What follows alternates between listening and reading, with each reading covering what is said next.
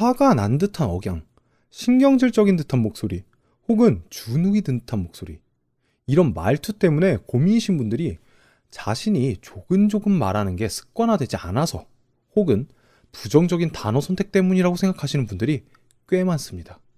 또 그렇게 얘기하시는 분들도 많아요. 그리고 그런 것을 고치기 위한 방법을 찾고 신경을 쓰려고 노력하십니다만 그런 것들은 애초에 왜 저런 말투가 되었는지에 대한 근본적인 부분을 생각하지 못하는 방법들입니다.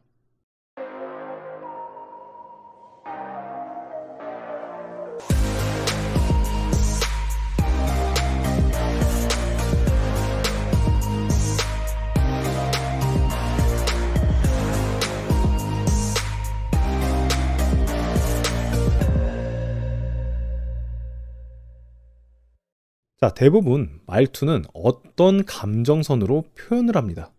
화가 났다, 신경질적이다 등 대표되는 이 두 가지 감정선으로만 일단 한번 이야기를 해볼게요. 자, 일단 화가 났다라는 건 과호흡되고 있거나 숨을 빠르게 내뱉고 있다는 뜻입니다. 그래서 화가 많으신 분들은 대부분 호흡 시 갈비뼈가 많이 들리고 그렇다 보니 몸에 긴장이 항상 많으세요. 이런 식으로.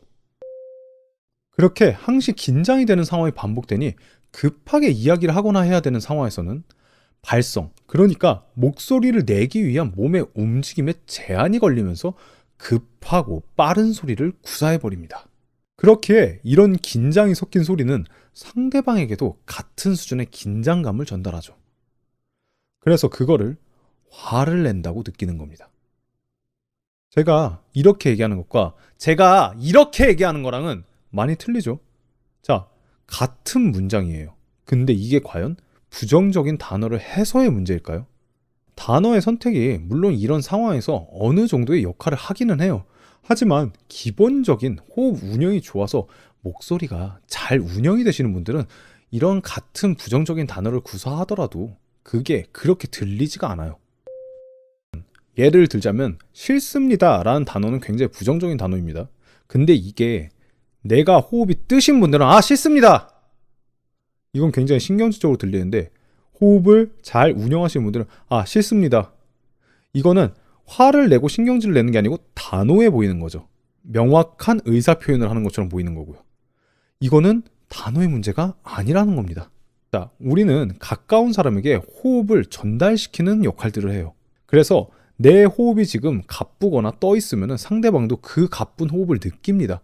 그래서 어느 날 내가 하품을 하면은 옆에 있는 사람이 하품을 하고 내가 화가 나 있으면 너 왜 그래? 무슨 일 있어? 라고 물어보거나 그리고 사투리를 쓰면 그 말투를 따라하거나 이런 부분들이 호흡이 전이 되는 과정들이에요. 우리가 뉴스를 보면은 차분해지고 버라이어티를 보면은 업되는 거랑 비슷한 겁니다. 주변에 있는 사람들의 호흡을 사람은 따라가는 습성이 있어요. 근데 우리가 업이 되어 있는 상태면은 같은 문장을 이야기하더라도 상대방에게 내가 느끼고 있는 근육 수축을 전달하기 때문에 이 사람이 지금 화를 내고 신경질적인, 그러니까 상기되어 있다는 느낌을 상대방이 똑같이 받습니다. 그래서 그 부담감 때문에 이 사람에게 좋은 호감이 얻어지는 게 아니고 이 사람에게 부정적인 느낌이 들 수밖에 없는 겁니다. 왜냐하면 나는 편안한 상태가 아니고 굉장히 업된 상태, 상기된 상태를 전이받기 때문이죠. 왜냐하면 상기되어 있는 사람의 근육의 수축감을 상대방이 전달받기 때문입니다. 본인도 그 수축감을 똑같이 느끼기 때문에 편안한 상태로 있던 사람이 그 수축감을 느끼면 굉장히 힘들어지고 이 부분에 대해서 호의적인 것이 아니고 굉장히 부정적인 느낌을 받을 수밖에 없는 겁니다. 이 사람이랑 있으면 힘들어. 이 사람이랑 있으면 굉장히 나조차도 호흡이 불편해져 라는 느낌을 받는다는 거죠. 결국 소리를 내는 구조에서의 문제가 생겨서 말투가 되고 그것이 점점 굳어지는데 그 부분에 개선이 없이 어떤 테크닉들만으로 교정이 된다? 그거는 마치 공황장애가 있는 사람에게 일부러 계속 사람 많은 곳으로 다니다 보면은 말도 하다 보면 되게 다 좋아질 거야 라는 무식한 방법을 쓰는 거랑 같습니다. 다리가 아픈 사람에게 야, 너 계속 뛰면 다리가 건강해질 거야 라는 겁니다. 그렇게 뛰다가 되려 다른 부분까지 더 안 좋아질 수 있는데도 말이죠. 이는 어눌한 말투 역시 마찬가지입니다.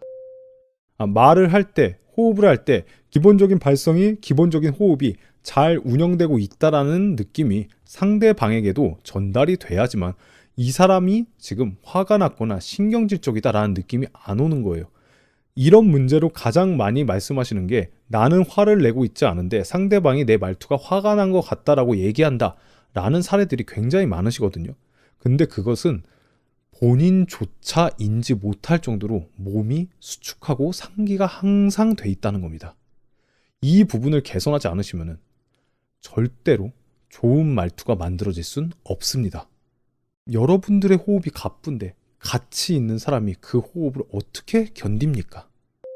그래서 말투 교정이라는 거는 내가 어떤 단어를 선택하고 어떤 문장을 선택해서 연습을 하는 게 중요한 게 아니고, 내가 지금 말하고 있는 발성의 상태와 호흡의 상태를 먼저 교정을 해야 상대방에게도 편안한 호흡과 발성을 전달시킬 수 있다라는 거예요. 아니면 혹은 적당한 긴장감 정도, 내가 너무 힘들지 않은, 상대방이 너무 힘들지 않은 목소리와 대화를 이끌어 나갈 수 있는 몸 상태를 만들어야 된다는 겁니다.